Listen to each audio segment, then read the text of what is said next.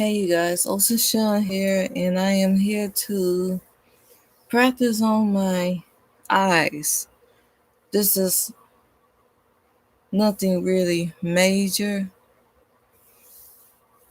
Um, I'm gonna start doing videos of me. This right here is really nothing. I got another picture I've been working on, trying to put little details about the eyes on there. But this is just something basic right here, nothing like glamorous or anything. So let me get started. This is almost like a stumbling by my words.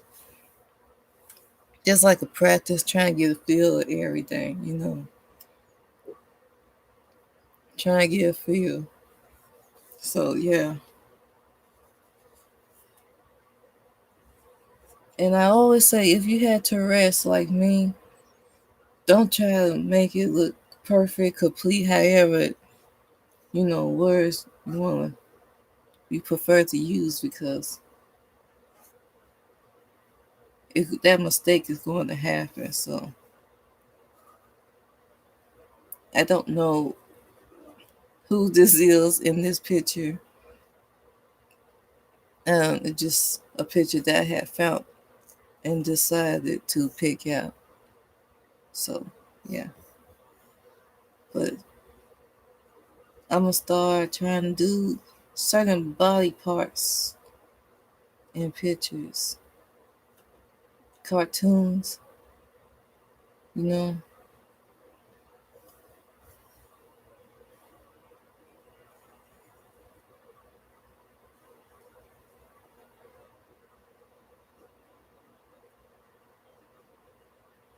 I'm start like doing stuff like that.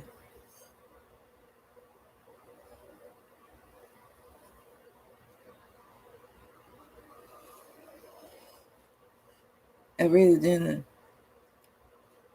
do nothing major. I'm not even doing the ears right, but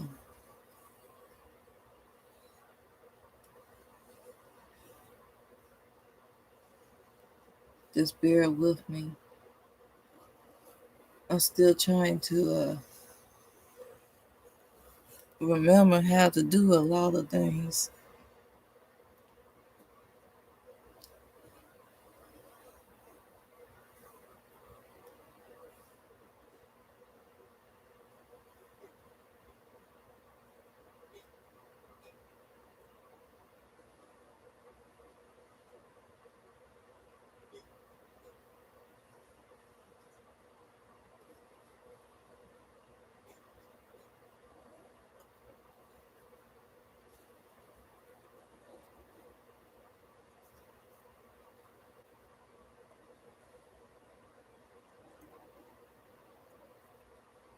So yeah, just bear with me.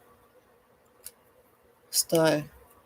I'm not gonna do anything major with the eyes once again. Nothing major because I'm still trying to feel my way through. But yeah.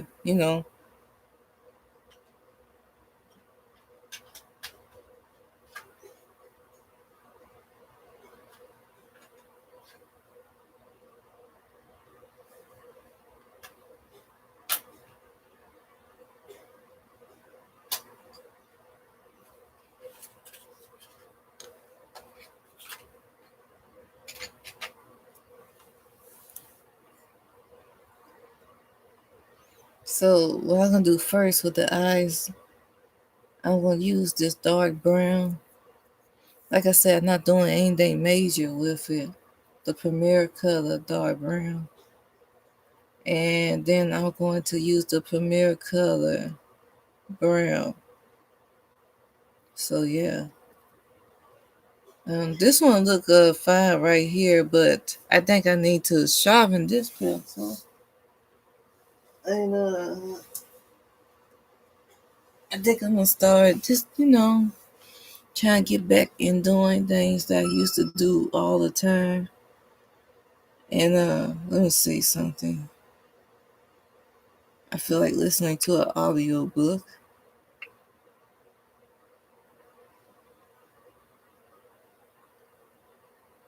Yeah. Hello, get recipe for Mina.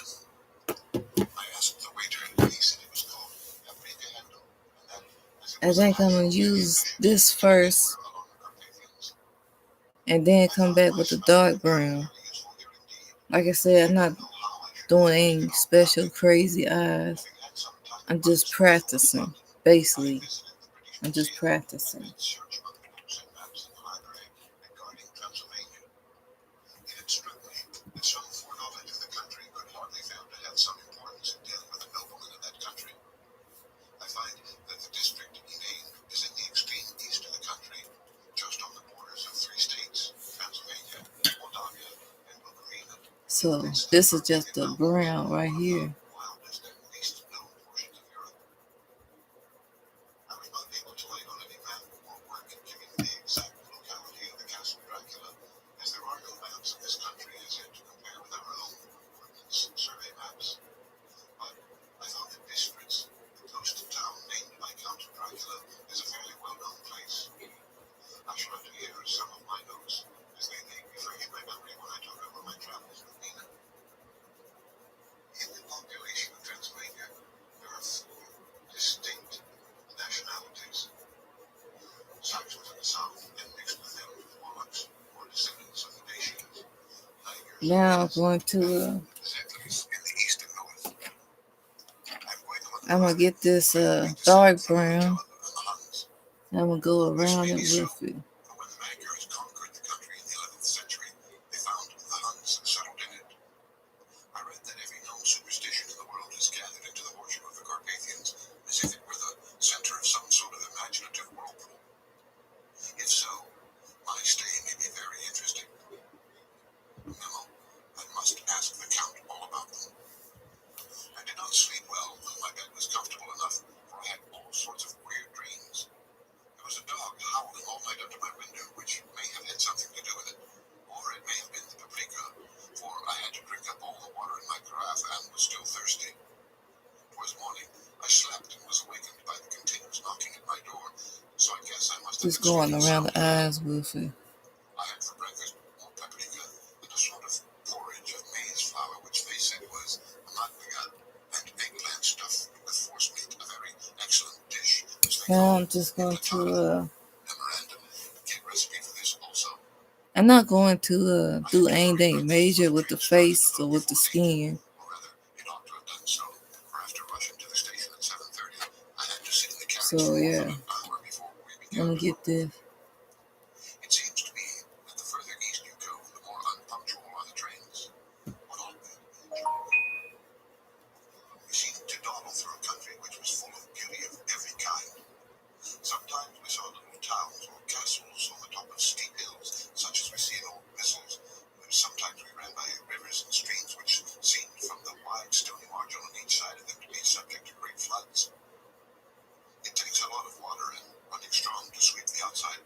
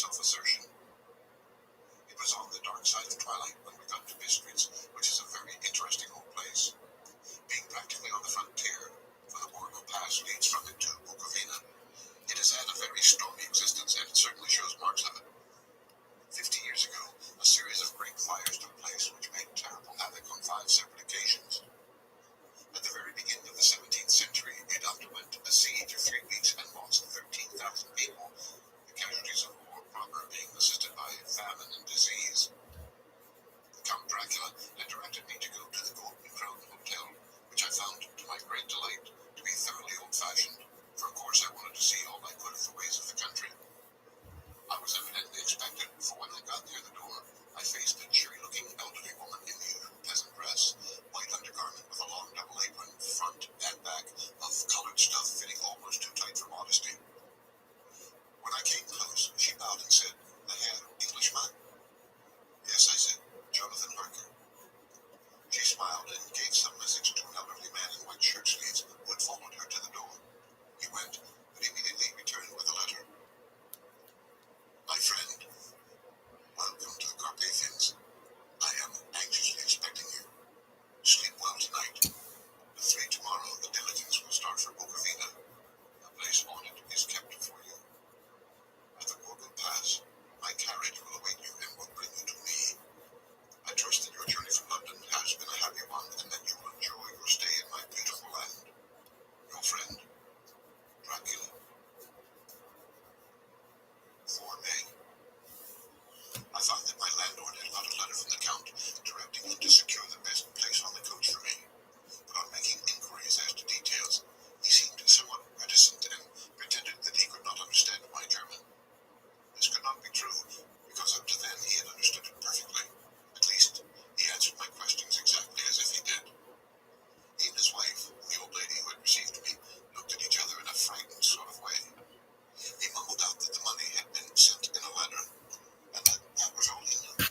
I'm gonna get When I this asked if he knew Count brown. Dracula and could tell me anything of his castle, both he and his wife crossed themselves and, saying that they knew nothing at all, simply refused to speak further. It was so near the time of starting that I had no time to ask anyone else, for it was all very mysterious and not by any means comforting. Just before I was leaving, the old lady came up to my room and said in a hysterical way, "Must you go? Oh, young Herr, must you go?" She was in such an excited state that she seemed to have lost her grip of what German she knew and mixed it all up with some other language which I did not know at all. I was just able to follow her by asking many questions. When I told her that I must go at once, that I was engaged on important business, she again asked, "Do you know what day it is?" I answered that it was the 4th of May. She shook her head as she said again, "Oh yes, I know that, but do you know what day it is?" On my saying that I did not understand, she went on, "It is the eve of St. George's Day. Do you not know that tonight, when the clock strikes midnight, all the evil things in the world will have full sway? Do you know where you are going and what you are going to?" She was in such evident distress that I tried to comfort her, but without effect. Finally, she went down on her knees and implored me not to go, at least to wait a day or two before starting. It was all very ridiculous, but I did not feel comfortable. However, there was business to be done, and I could allow nothing to interfere with it. I tried to raise her up and said, as gravely as I could, that I thanked her, that my duty was imperative, and that I must go. She then rose and dried her eyes, and taking a crucifix from her neck, offered it to me. I do not know what to do, for, as an English churchman, I have been taught to regard such things as in some measure idolatrous, and yet it seemed so ungracious to refuse an old lady meaning so well and in such a state of mind. She saw, I suppose, the doubt in my face, for she put the rosary around my neck and said, "For your mother's sake," and went out of the room. And then I sharpen write this. out this part of the diary whilst I am waiting for the coach, which is of course late, and the crucifix is still round my neck. Whether it is the old lady's fear, or the many ghostly traditions of this place, or the crucifix itself, I do not know, but I am not feeling nearly as easy in my mind as usual. If this book should ever reach me before I do, let it bring my goodbye. Here comes the coach. 5 May. The castle.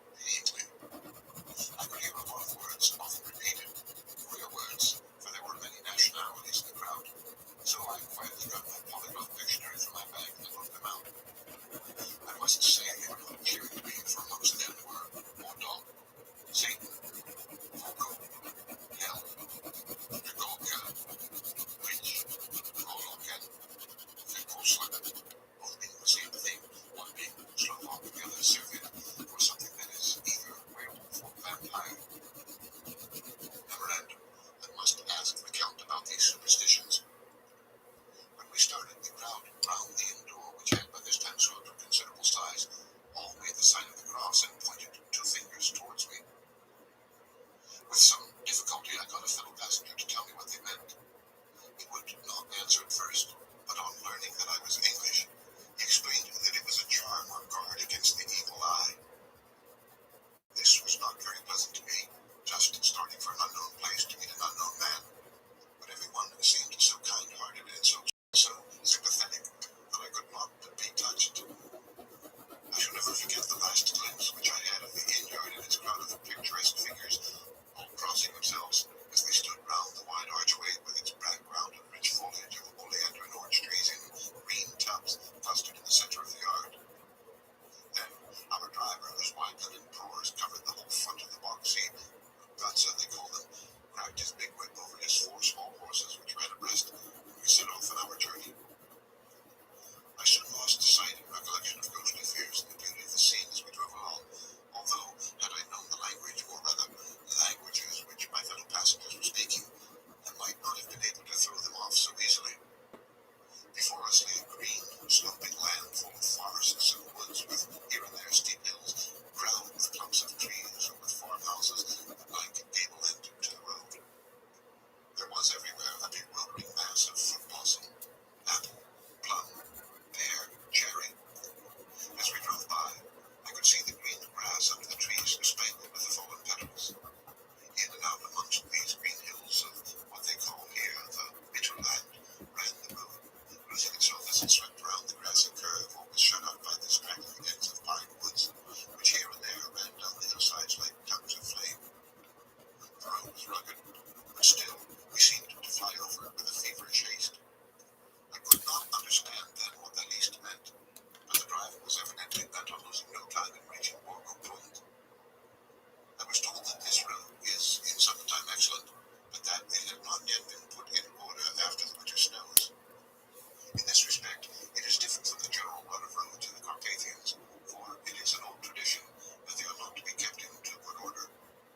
Of old, the hospodars would not repair them, lest the Turks should think that they were preparing to bring in foreign troops, and so hasten the war, which was always really a loading point. Beyond the green swelling hills of the middle land rose mighty slopes of forest up to the lofty steeps of the Carpathians themselves. Right after us they towered, with the afternoon sun falling full upon them and bringing out all the glorious colours of this beautiful range, deep blue and purple in the shadows of the peaks, green and brown where grass and rock mingled, and an endless perspective of jagged rock and pointed crags, till these were themselves lost in the distance. I'm gonna get the premier color gold and go over with it too. Here and there seemed mighty rifts in the mountains, through which, as the sun began to sink, we saw now and again the white gleam of falling water. One of my companions touched my arm as we swept round the base of the hill, and opened up the lofty, snow-covered peak of the mountain, which seemed, as we wound on our serpentine way, to be right before us.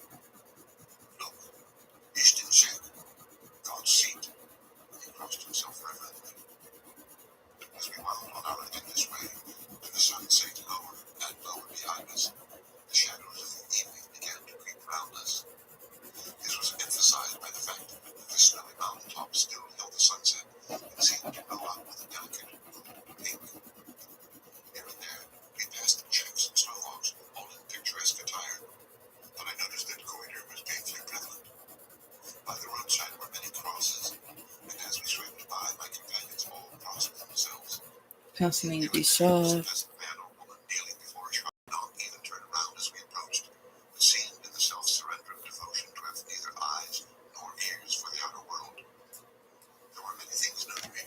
For instance, aigrettes in the trees, and here and there very beautiful masses of gleaming birch, their white stems shining like silver through the delicate green of the leaves.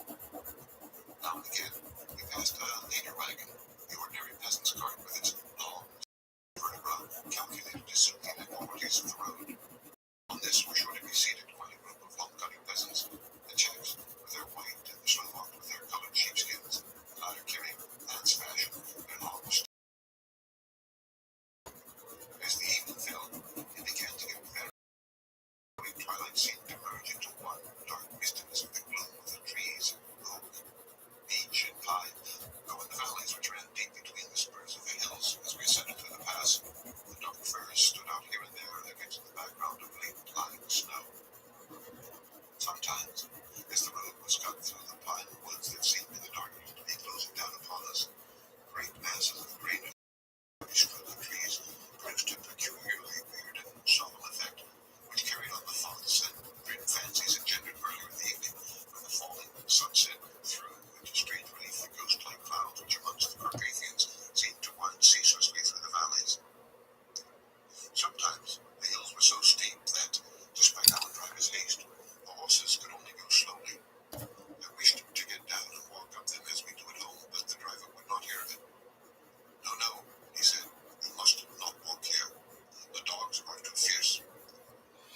Okay, so now I'm gonna get the crazy art white and smooth it out with it. may have enough of such matters before you go to sleep.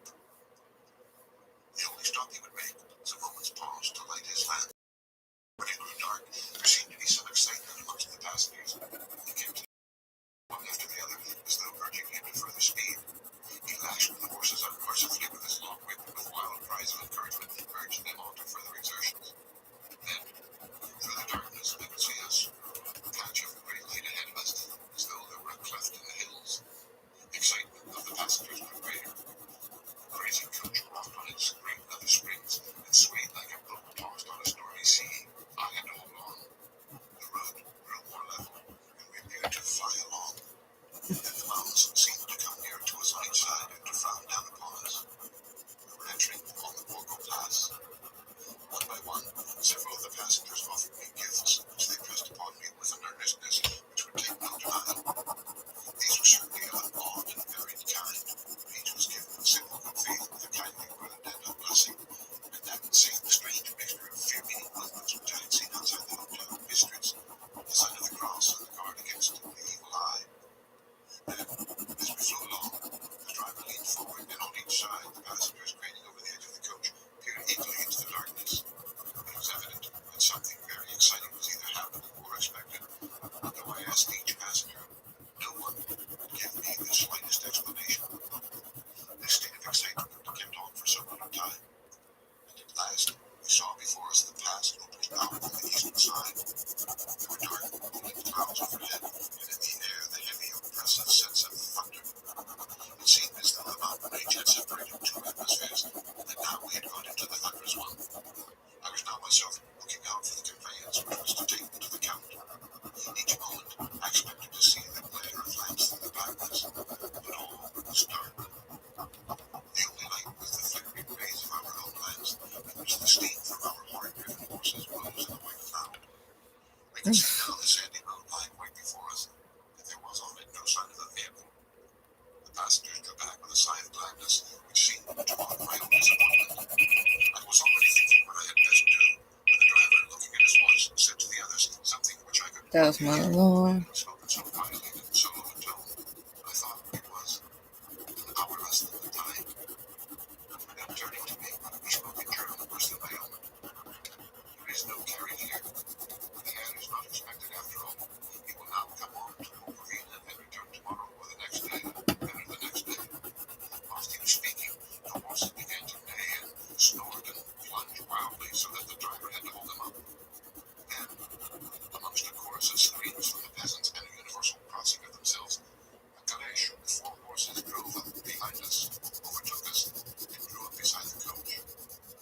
I could see from the flash of our lamps as the rays fell on them that the horses were coal-black and splendid animals. They were driven by a tall man with a long brown beard and a great black hat, which seemed to hide his face from us. I could only see the gleam of a pair of very bright eyes, which seemed red in the lamplight as he turned to us. He said to the driver, "Early tonight, my friend." The man stammered a reply. The English Herr was in a hurry, to which the stranger replied, "That is why I suppose you wished him to go on to Bukovina. You cannot deceive me, my friend. I know too much, and my horses are swift." As he spoke, he smiled, and the lamplight fell on the hard-looking mouth, with very red lips and sharp-looking teeth, as white as ivory. One of my companions whispered to another the line from Murray's and all. "Get ye Dalton Breithen schnell," which means, "For the dead, travel fast." The strange driver evidently read the words, for he looked up with a gleaming smile. The passenger turned his face away at the same time, putting on his 2 fingers and crossing himself. "Give me the Herr's luggage," said the driver. With exceeding alacrity my bags were handed out and put in the calèche. Then I descended from the side of the coach as the calèche was close You need alongside. to be The driver sharp. held me with a Okay. hand which caught my arm in a grip of steel. His strength must have been prodigious. Without a word, he shook his reins. The horses turned, and we swept into the darkness of the pass. As I looked back, I saw the steam from the horses of the coach rather out of the lamps, and projected against the figures of my late companions crossing themselves. Then the driver cracked his whip, called to his horses, and off they swept on their way to Bukovina.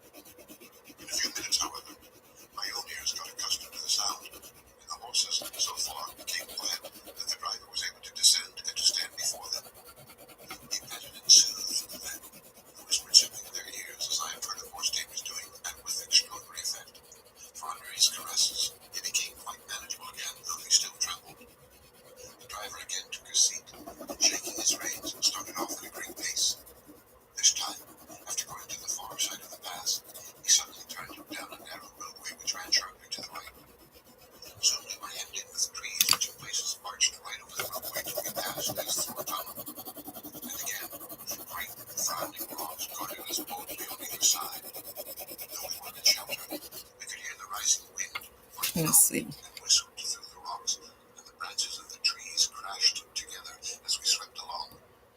It grew colder, and colder still, and fine, powdery snow began to fall, so that soon we and all around us were covered with a white blanket. The keen wind still carried the howling of the dogs, though these grew fainter as we went on our way. The baying of the wolves sounded nearer and nearer, as though they were closing round on us from every side. I grew dreadfully afraid, and the horses shared A my fear. pencil. The driver, Where's however, my was not in the brown? least disturbed. He kept turning his head to left and right, but I could not see anything through the darkness. Suddenly, away on our left, I saw a faint flickering blue flame. The driver saw it at the same I moment. just use this one because I can't seem to find To the ground, disappeared into the dark. my brown. I'm gonna have to get up to find it. Just as the howling of the wolves grew closer. But while we wondered, the driver suddenly appeared again, and without a word took his seat, and we resumed our journey. I think I must have fallen asleep and kept dreaming of the incident, for it seemed to be repeated endlessly, and now, looking back, it is like a sort of awful nightmare.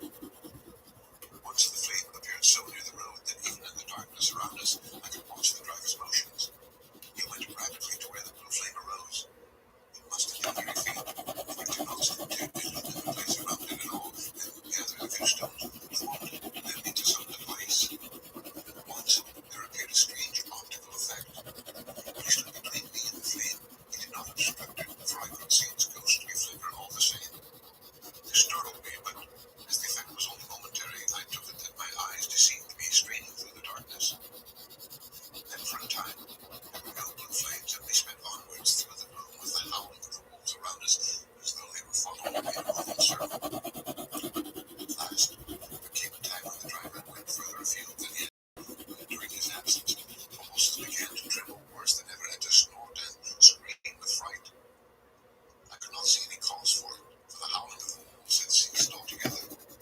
Just then, the moon, sailing through the black clouds, appeared behind the jagged crest of the peak flying that rock. By its light, we saw around us a ring of wolves with white teeth and lolling red tongues, with long, sinewy limbs and shaggy hair.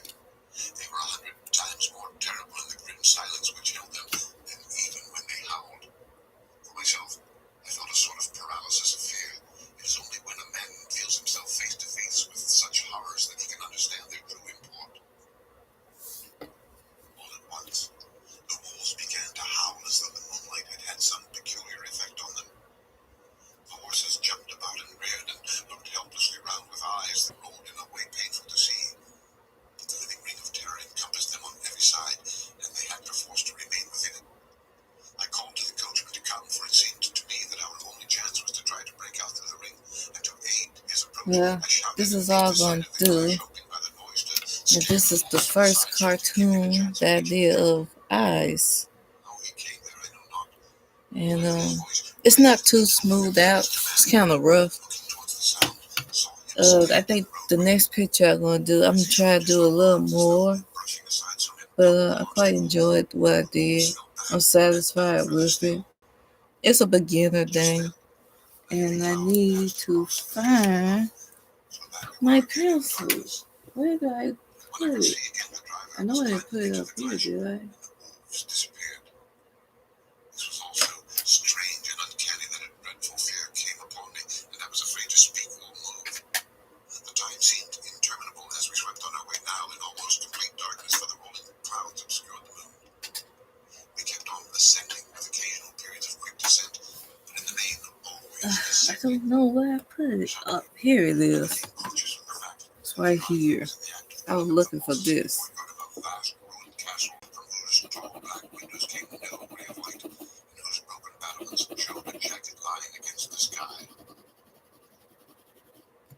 Okay, so